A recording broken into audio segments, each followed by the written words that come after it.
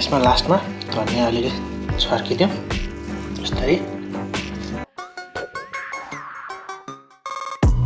नमस्कार, कोस होम कुकिङमा सबैलाई स्वागत छ है।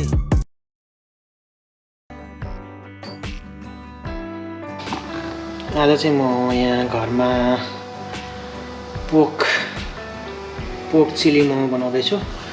त्यसको लागि मैले मोमो स्टिमरमा भर्खर राखिदिएँ। पानी मिसाएपछि अब यसलाई हाफ कुक गर्नु पर्यो स्टिमरमा। 4-5 मिनट लाग्छ होला पाक्नलाई। यति बेरसम्म म यहाँ काटकुट गर्छु।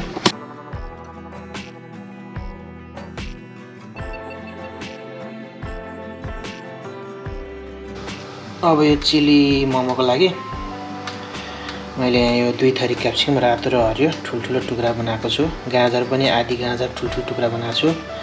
यहाँ 3टा यति लसुन यो फ्राई गर्नलाई स्लाइस गरेको छु। गोलभेडा 2टा अनि प्याज एउटा, धनिया थोरै अनि लेमन पनि थोरै राखेको छु।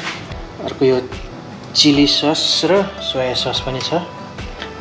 अब यता मोमो कति मिनेट भयो भन्दा 6 मिनट भयो है, हाफ कुक भयो।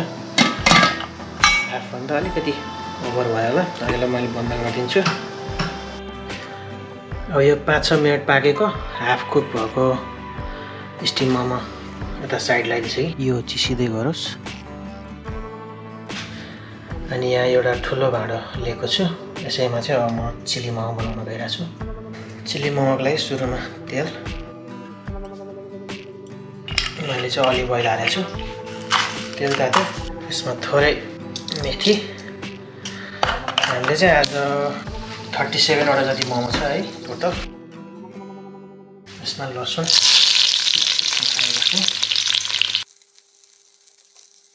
खुर्सानी,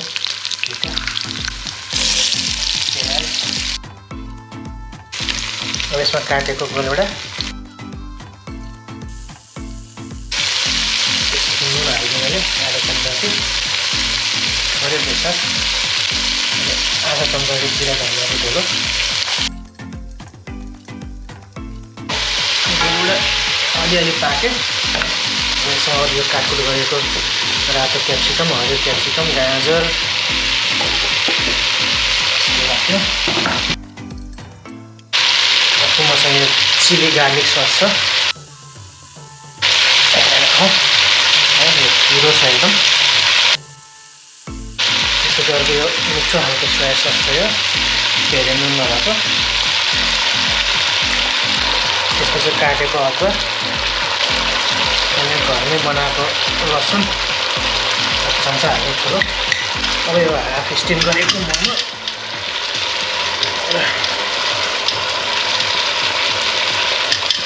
37वटा छ।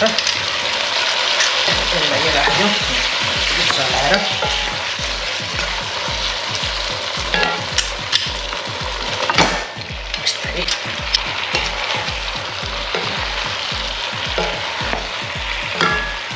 थोरै पानी,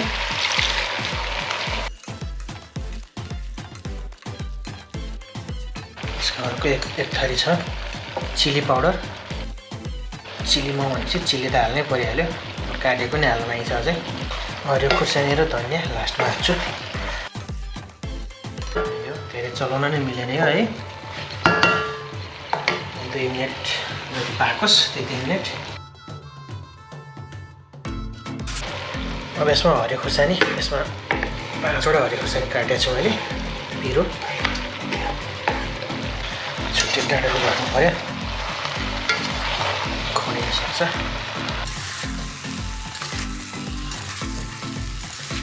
चिली मोमोको लागि चाहिँ यो मोमो स्टिमको ठाउँमा प्यान फ्राई अथवा डिप फ्राई गरेर चिली बनाउँदा नि हुन्छ। थोरै म चाखेर हेरौँ।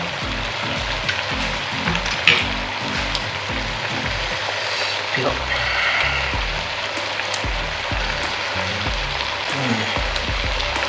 छ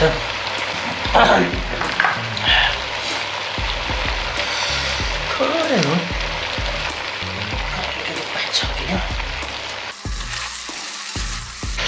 जो पाक्यो यसलाई राम्रोसँग चलाइदिउँ अनि निकाल्यो।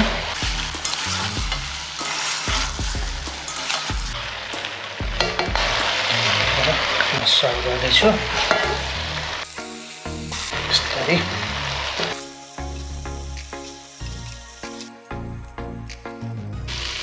झुसी नै भयो त मैले त खाएर नि हेर्छु यस्तो छ है यो चाहिँ हाम्रो दुईजनालाई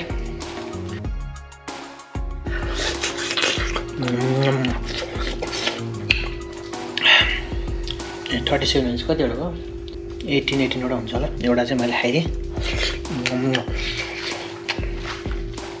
पिरो तातो